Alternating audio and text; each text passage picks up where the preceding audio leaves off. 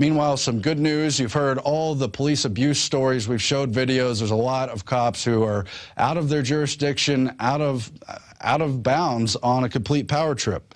But there's still some cops who care, and this man from the NYPD force was profiled after he was pictured supposedly randomly buying and giving boots to a homeless man who literally had no shoes as the weather started to get rather freezing in New York. He asked the man his size and went into a store, bought him boots, and then brought him back to him. And that was Officer Larry DePrimo. That's all detailed in Adon Salazar's article at Infowars.com. It was spread around on the web besides that otherwise, and it helped the NYPD's public image. It increased their Facebook memberships many-fold because people are tired of seeing these abusive, out-of-control, wannabe tyrant cops. They want to see cops who still remember that they're servants, public officials, and that they're supposed to be helping the public, not harming them. But that kind of hero cop is one type of cop. The kind of hero cop I really want to encourage, that I want to call out and salute, is the First Amendment cop who has now become an internet icon. We've had Jason Bermas on and the others who've done these TSA protests throughout the week. We covered this the last couple days. Now it's been picked up in the Albany media about the sheriff's deputy at the Albany Airport, Deputy Lenic, who told Doug Meyer, who was running the Albany Airport, tried to imply that Jason Bermas and Ashley Jessica were blocking escalators and somehow preventing travelers when nothing of the sort was going on. It was a pretty blatant intimidation attempt from those airport officials.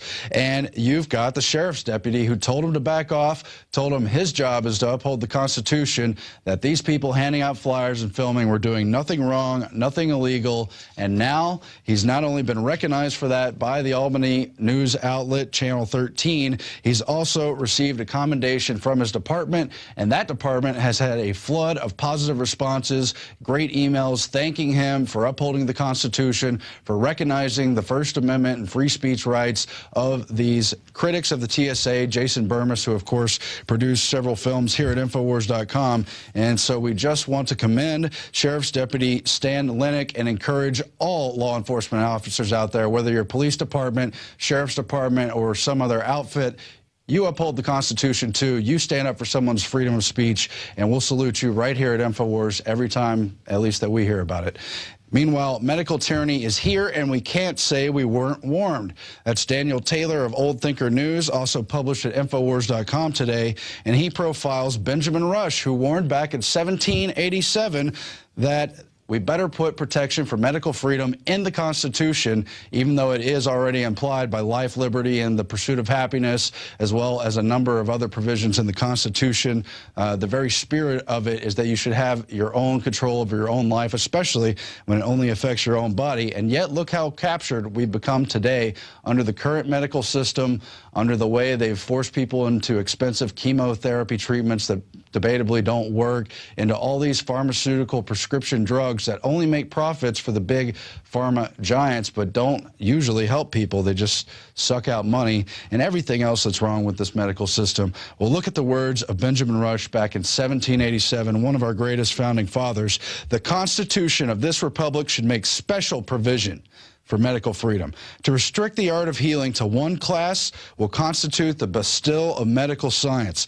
All such laws are un-American and despotic. Unless we put medical freedom into the Constitution, the time will come when medicine will organize into an undercover dictatorship and force people who wish doctors and treatment of their own choice to submit to only what the dictating outfit offers. And that's what we're getting under Obamacare. They're trying to put in that socialized health care everywhere else in the world. You've got people like the World Health Organization in bed with the United Nations trying to implement universal health care everywhere. And again, it's ration treatment. You only see the doctors they want. You only get the kind of treatments they want. Treatments that, again, are provided by the Rockefeller Foundation, by big pharma outfits. And if you study the history of Rockefeller, Carnegie, Harriman, all these big foundations going back to the turn of the 20th century, they changed this medical system. They infiltrated universities, put in their professors, their mentality, changed the way medicine and science were studied, and just did away with as much natural cure as they could in favor favor of big-time interventionist, profit-driven motives, and it's just destroying people. And then Dan Taylor details some of the cases where when you refuse chemotherapy for your 8-year-old because you're pursuing natural medicine, or that you don't want to vaccinate your child, CPS comes, or the mother's arrested, or other forms of intimidation come down the line.